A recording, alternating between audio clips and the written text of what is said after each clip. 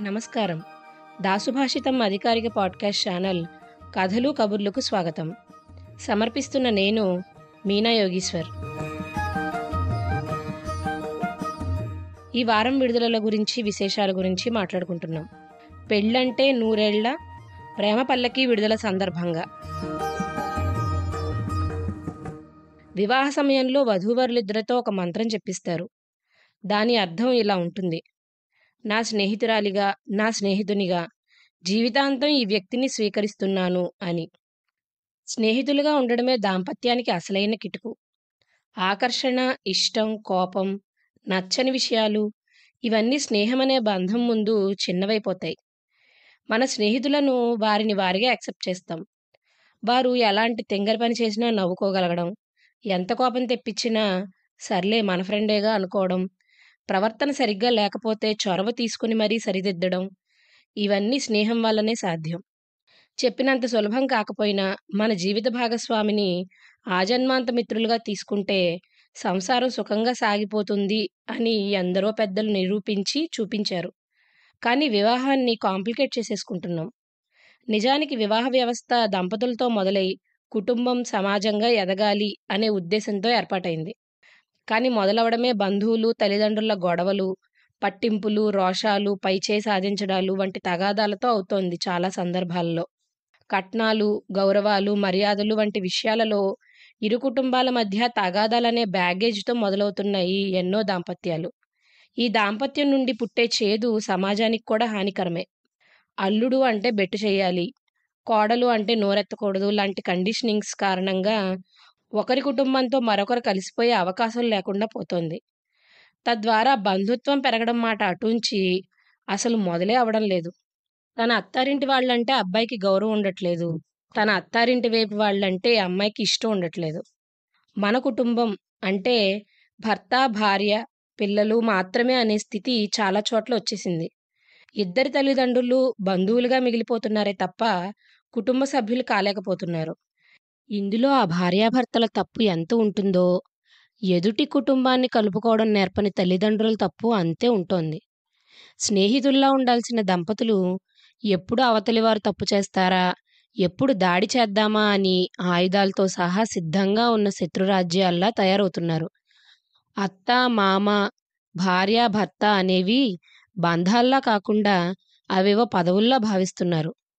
ఈ వారం ప్రముఖ రచయిత, కాలమిస్ట్ శ్రీరమణ గారు రాసిన ప్రేమ పల్లకి నవల విడుదలవుతోంది.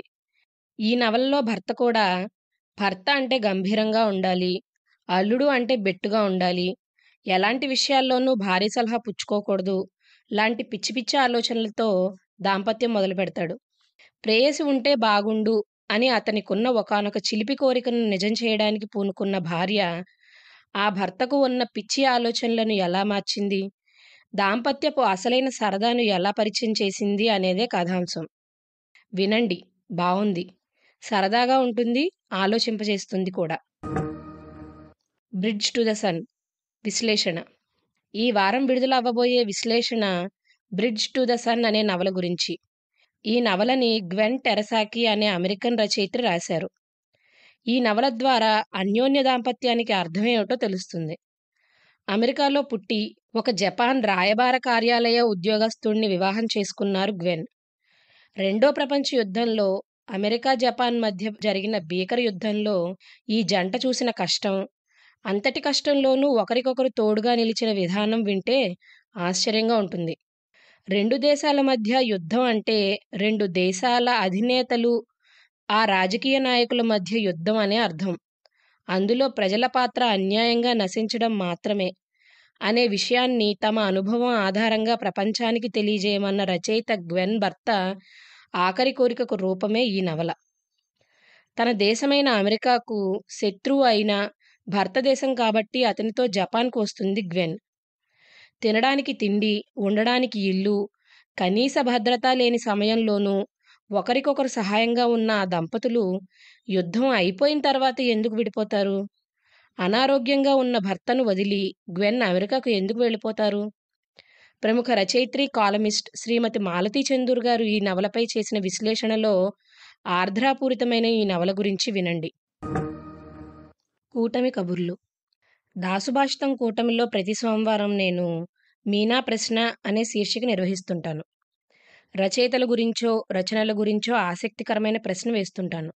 మంగళవారం నాడు ఒక చిన్న విశ్లేషణతో సహా ఆ ప్రశ్నకి సమాధానం ఇస్తుంటాను. ఏ రచయిత గురించి ప్రశ్న అడిగితే ఆ రచయిత పుస్తకాలను యాప్‌లో స్పాట్‌లైట్‌లో ఉంచుతాం ఆ వారానికి. ఈ ప్రశ్నకి కూటమి సభ్యుల ఆదరణ ఊహాతీతం. ఎంతో ఇష్టంగా పాల్గొంటుంటారు ఈ శీర్షికలో. అయితే ఈసారి ఉల్టా పల్టా అయిపోయింది. ఈ శనివారం కాకినాడలో వంగూరి ఫౌండేషన్ వారు నిర్వహించిన సాహితీ సదస్సులో నేను క్విజ్ కార్యక్రమం నిర్వహించాలి. నేను ఇప్పటివరకు వేసిన మీనా ప్రశ్నల్ని అక్కడ అడుగుదాం. మన తరహా క్విజ్ ఎలా ఉంటుందో అక్కడి వారికి పరిచయం చేసినట్టు అవుతుంది అని నేనన్నాను. దానికి దాసు కిరణ్ గారు మరో జోడింపు చేశారు. అదేంటంటే, ఇలా క్విజ్ ఉండబోతోంది. ఇన్నాళ్ళు నేను మిమ్మల్ని ప్రశ్నలు అడిగాను. ఇప్పుడు మీరు నాకు ప్రశ్నలు ఇవ్వండి. మీ ప్రశ్నల్ని కూడా కాకినాడ సభలో అడుగుతాను అని సభ్యులనే అడుగు అని. ఇలా పోస్ట్ చేశానో లేదో మన గ్రూపు సభ్యులు కొందరు ప్రశ్నలు పంపారు. అవేం ప్రశ్నలండి బాబు! చాలా కష్టంగా ఉన్నాయి. కొన్ని చాలాసేపు ఆలోచిస్తే కానీ సమాధానం తట్టలేదు. ఇంకొన్నైతే నా వల్ల కాదు అని చేతులెత్తేస్తే వాళ్ళిచ్చిన హింట్ల వల్ల చెప్పగలిగాను. 1, 2 ప్రశ్నలకి హింట్లు కూడా పనిచేయలేదు. వాళ్ళంతట వాళ్ళే సమాధానాలిచ్చారు. ఆ ప్రశ్నలకి వంగూరి వారి సభలో ఇచ్చిన సమాధానాలు వచ్చే వారపు న్యూస్ లెటర్‌లో. సరేనా? ఉంటాను మరి. కాకినాడ వెళ్ళాలసలే. ఇవండి ఈ వారం కథలు, కబుర్లు, విశేషాలు. వచ్చే వారం కథలు, కబుర్లలో మళ్ళీ మిమ్మల్ని కలుసుకుంటాను. అంతవరకు సెలవు. ఇట్లు మీ మీనా యోగీశ్వర్. ఈ శీర్షికలోని అన్ని భాగాలను వినడానికి దాసుభాషితం యాప్ను ఇప్పుడే డౌన్లోడ్ చేసుకోండి. లింకు డిస్క్రిప్షన్లో ఉంది. దాసుభాషితం